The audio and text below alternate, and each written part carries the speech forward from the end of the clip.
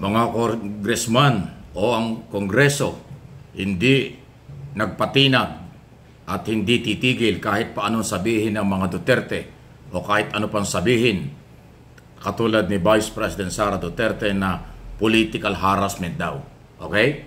So yan po yung kanyang sinasabi dito sa isyong ito. Kaya't isa ho yan sa mga pinag-uusapan dahil kasi nag-react yung mga DDS pati si Sara Duterte.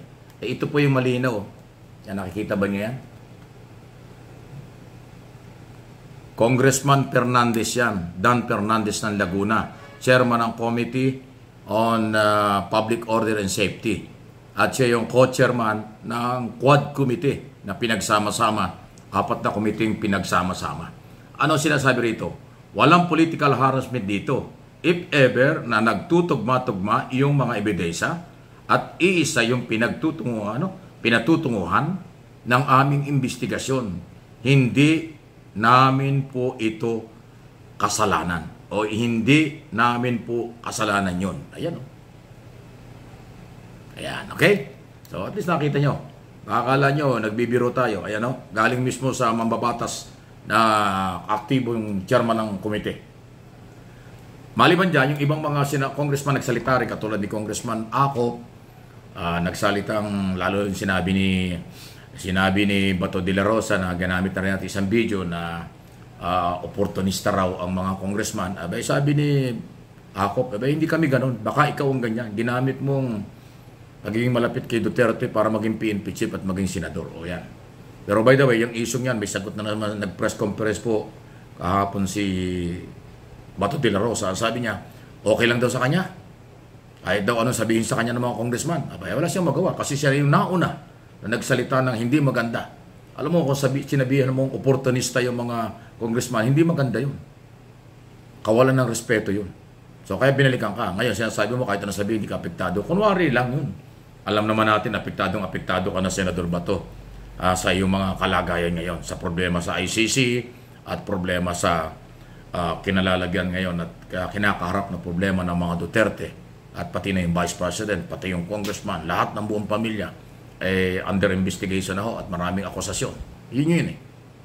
Anyway, nagpapatunay lang po na ang mga Congressman, yung Quad Committee, Committee on Public Order and Safety, Committee on Illegal Drugs, Committee on Human Rights, at saka Public Accounts ay tuloy-tuloy po yan. Kaabang-abang, sana ngayong linggong ito. Anytime, magkaroon po ng hearing ulit ang Quad, pangalawang Quad hearing, sana dumalo yung mga Duterte family. Pulong Duterte, ang kanyang bayaw na Attorney Carpio, asawa ng pangalawang Pangulo, at iba pang inakusahan para humarap din sa isyong yan. Although sinasabi nila, fake daw, hindi raw totoo yung akusasyon ni Jimmy Guban. Pero hindi naman masusunod yung inyong comment eh. Ang masusunod kung ano ang findings ng mga kongresista at ng komite sa ongoing investigation. Ayun po yun. So, kaya kaabang-abang ito kasi ang maganda rito, ang mga congressman, kahit na anong sabihin ng kampo ng mga Duterte, tuloy-tuloy lang sila dahil trabaho nilang mag-imbestiga in aid of legislation. Huwag nating kalimutan, hindi lang issue ng illegal drugs ito. Hindi lang human rights violation. May yung matinding pogo operation at yung nakuhang maraming libo-libo na hektarya ng lupa ang nakuha ng China, nakuha ng mga Chinese national na ipangalan sa kanila. Nabili nila ang mga lupa dito sa Luzon na libo-libong hektarya na. Kung paano babawiin yan, hindi natin alam. Yan ay kasama sa inimbestigahan. Napasok na tayo ng China.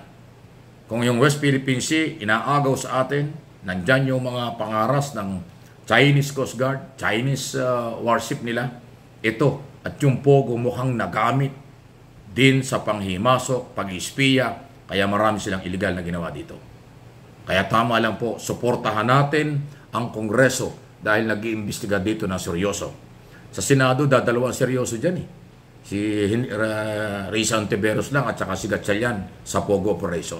Pero sa Kongreso, buong Kongreso, majority ng mga congressman, membro ng Quad Committee.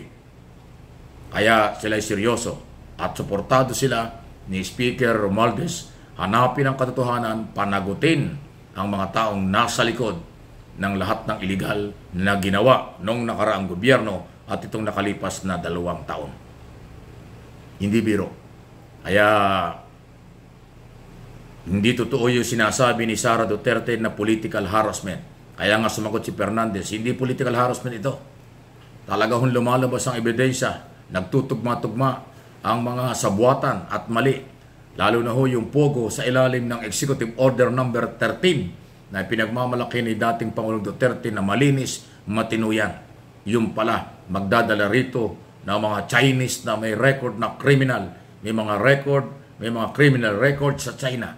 Kaya pagdating dito, kidnapping, murder, anti-money laundering, maduduming pera, pagkabkam ng mga ibang lupain natin, panghaharas sa mga Pilipino, at yung mga naimbestigahan ng mga Pilipino sa komite, lumalabas na nagamit lang sila dahil sa pera. Ganun pong kalala ang sitwasyon. Paano naging matino yan? At lugin-lugi ang gobyerno Pilipinas. Napakaliit ng perang pumasok sa gobyerno dahil mas marami ang illegal sa legal. Yan ang tinututukan ngayon. Kaya, subaybayan po natin, unang hearing pa lang ng Quad Committee, marami pang madidiscover, marami pang pwedeng lumabas dyan. Sana dumating ang pamilyang Duterte at si Bato, si De La Rosa, senador, at iba pa na iniimbestigahan dyan. Dahil human rights violation at maraming isyong pinag-uusapan dito. Ayan po yan.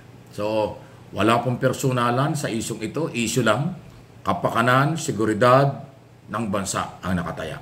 Ekonomiya ng bansa. Proteksyon ng bawat Pilipino ang nakataya. Hindi pwedeng manatiling ang Pilipino inaargabyado ng dayuhang Chinese national dito sa ating bayan. Ginagawa nilang alipin, inuutos-utusan lang, or ginagamit ang mga pangalan sa kanilang activities. Di ba yung Rosalyn? Na executive assistant or secretary ng Pogo? Di ba? Pumipirma siya ng mga tseke at mga dokumento, inuutusan lang ng amo niya, pero hindi naman kanya. So gumagamit ang Chinese national, operator ng Pogo, ng mga Pilipino dyan sa Banban, Tarlac at Pampanga. Yun po yung nangyari. Kaya tama lang na bigyan ng proteksyon at panagutin ang mga taong nasa likod nito. Okay? Huwag dugtungan ng politika kasi pag dinugtungan ng politika ito, may pagtatakpan lang. Pero sabi nga ng mga kongresista, walang political harassment dito, walang political issue dito, nakikita nila ebidensya at may mga testigo, kaya itutuloy nila. In aid of legislation, gagawa ng bagong batas, or magre-recommenda sila ng pwedeng kasuhan ng kriminal o administratibo sa mga dating opisyal at kasalukuyang opisyal na nakinabang sa madumi sindikato na Pogo dito sa Pilipinas. Paki-like lang po ng ating mga video pinag-uusapan dito, Mike Abby Opinions at MA Pinoy TV. Para makarating naman sa iba, please like and subscribe. Paki-subscribe po ang mga channel na ito. Pindutin lang po yung notification bell. Lalabas dyan, pipili kayo. Yung all ang pindutin nyo para lagi kayong may notification natatanggap. Para lahat ng video, mag-live ako at anumang video, makukuha ninyo. Pagka yung pinindot nyo, yung all, para lahat ng topic natin, manonotify po kayo. Yun ang mahalaga. Thank you po.